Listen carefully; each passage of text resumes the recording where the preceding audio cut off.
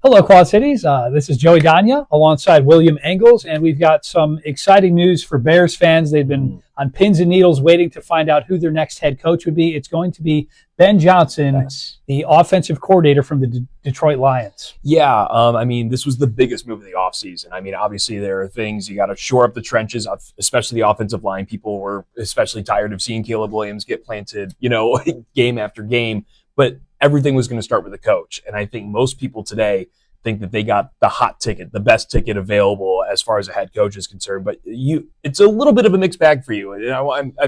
This is the real argument against someone like Ben Johnson. I want you to explain it. Yeah, sure. The Bears interviewed a lot of candidates, and some of them were proven winners at the highest level in the NFL. Mike McCarthy, the first guy that comes to mind, obviously a guy that had a lot of success in Green Bay and Dallas, but they opted to go with the younger guy who's unproven, but he's certainly proven as an offensive coordinator. Detroit, one of the top 5 offenses in the NFL, all 3 of his years as Detroit's OC. Yeah, and it was really cool. You look at his history. There's a big regime change in Detroit when Dan Campbell comes in. But Ben Johnson was there ahead of time. He's worked with every piece of the offense. He's worked with tight ends. He's worked with receivers. He's done the passing game. And then between 2021 and 2022, he goes from the passing game coordinator to the offensive coordinator, and that's where you see a real jump for Jared Goff in the stats, because that 21 season was a rough one in Detroit. I think they went 12 games before they won one. Obviously, that was a big emotional moment for them, but you look at Jared Goff's stats. So 21, he throws for about 3,250 yards, 19 touchdowns, 8 picks. 22, you see a massive jump, goes to about 4,500 yards, 29 touchdowns, 7 picks.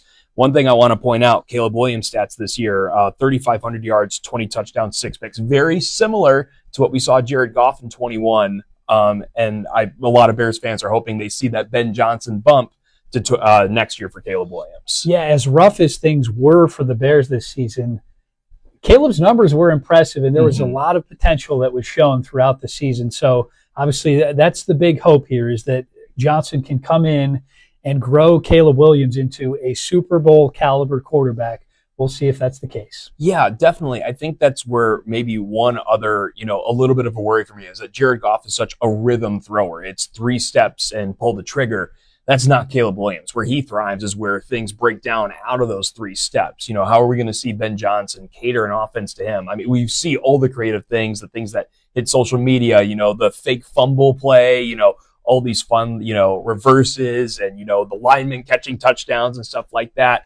We know he can have some fun plays, but heck, can he develop an entirely new offense around Caleb Williams? I think that's going to be a big question as well. Well, one thing is for sure, the Bears obviously believe in Ben Johnson. They swung for the fences here with this. This was the guy that if you wanted a young guy who's up and coming, this is the guy that everybody would want.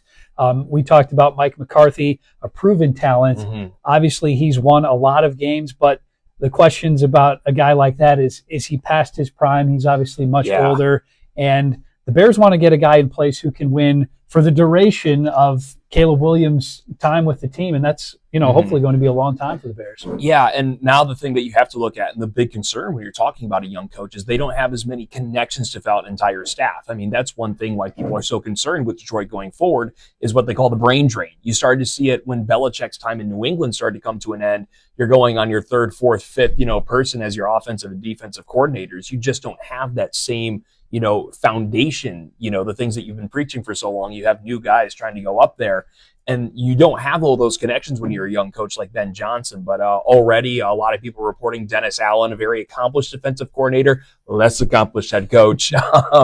But I think that's already showing like some dividends, that there are people who want to work with Ben Johnson and make this, potentially that you see a full regime coming through. And I think that's, even seeing someone of Dennis Allen's caliber coming in to coach defense that showed a lot of good signs early this past year for the Bears, really fell off once you saw Matt Eberflus leave. How are you going to replace that? I think you're already seeing some positive signs in that respect. Yeah, and for any Iowa State fans that had been a little worried about Matt Campbell possibly leaving to go to the Bears, Cyclone Nation can breathe a sigh of relief. Matt Campbell looks like is coming back for another season in Ames, as he has built something very special with the Iowa State Cyclones.